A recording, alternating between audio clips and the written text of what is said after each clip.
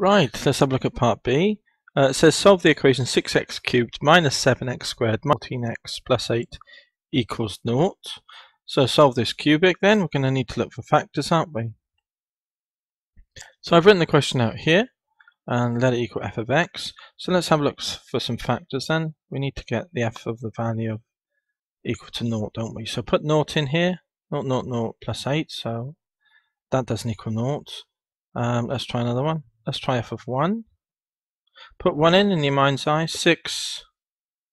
1 here would make 7 minus 7. 1 minus 14 plus 8. And that doesn't equal 0 either. Because you've got, nowhere near 0, isn't it? Minus 21 and 14. Yeah. F minus, let's do F2. That's easy to do, isn't it? 8, 6 8s are 48. 7 4s are 28 with a minus. 14 2s are minus 28 plus 8. 56. Oh, here we go. Equals 0. So then we know because f of 2 is 0, that x minus 2 is a factor. So let's do some division then, and we'll get the other factors. So we'll divide x minus 2 then into, if I can draw it correctly, this cubic here. 6x cubed minus 7x squared minus 14x plus 8. So let's see how many times it goes in there, because it will go in go into this one because it's a factor. So the leading term is x, the leading term here in this expression is at 6x cubed. How many times does x go into 6x cubed? It will be 6x squared, won't it? Times through then and put them underneath, we get the 6x cubed from this term. Minus 2 6s are 12, x squared. Okay, take them away. That goes, that's why we're doing it. That's why we've done it.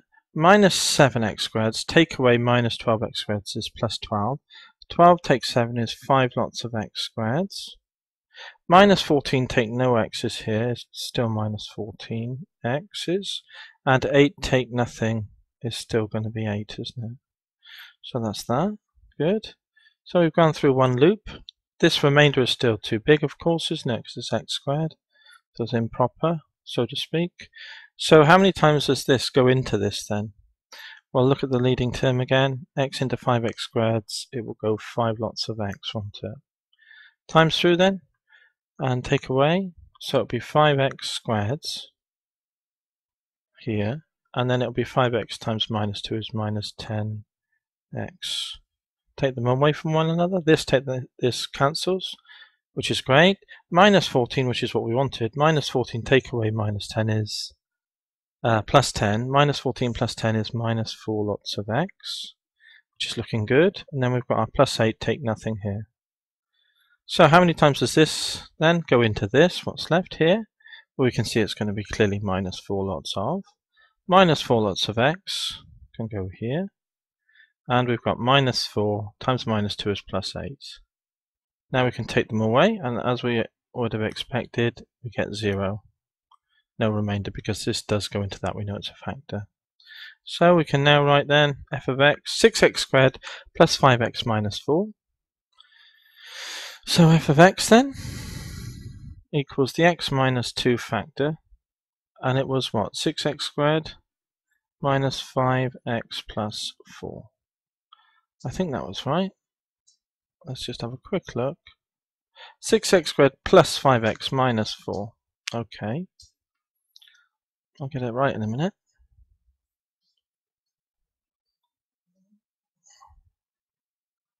Minus 4. Okay, now we've done that then. Now we need to look for factors here. Will it factorize is the next question. Let's just see if we can do that without using the formula. Difficult. We've got 6. So it could be 6 and 1, couldn't it?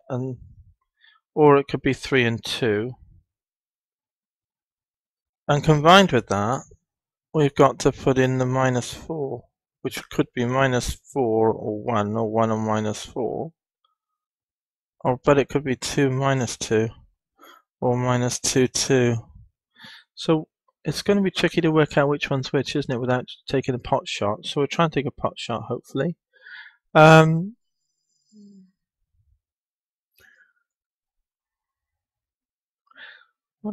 Let's just go for the 6 and 1. Let's just try that to start with and see if we can get a combination of these 4 here. So 6, so it's going to be 1 and 4. Let's try the 1 and 4. Would that work? No, I don't think it would. What about because the 1 and 4, you'd have 4, that would be too big if it went there. Here, 1 and 4 wouldn't give 5 as a difference, so that wouldn't go. The 2 and -2 then. 2 and -2. Again, I don't think it's going to be the 6 and 1.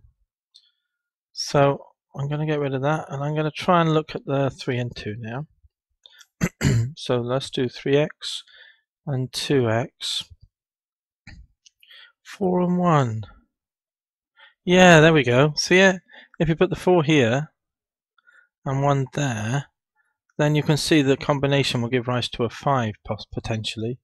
Because you've got 4 2s are 8 and 3 1s are 5, and the difference between 8 and 5, 8 and 3 is 5. So that's a plus, so I would think the bigger one would be plus and that would be minus, wouldn't it? Let's just double check then. 6x squared minus 3x plus 8x is 5x, and then you've got plus and the minus is a -4. So that looks good. Pleased with that. Great, so we just did a little bit of work. Just a little bit of thinking was required there, wasn't it, to factorize that. We could have used the formula. On balance, it might have been quicker just to use the formula. So, okay. We've solved it.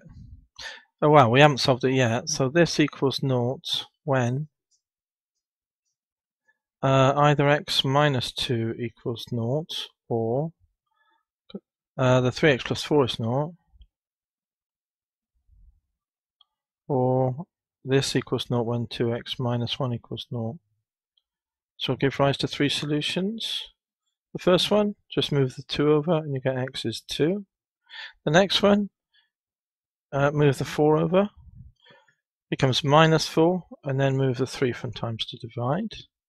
And then the last one, move the 1 over, and then move the 2 from times to divide in your mind's eye, so to speak. So there we go. There's our 3 solutions for 7 part B. Great.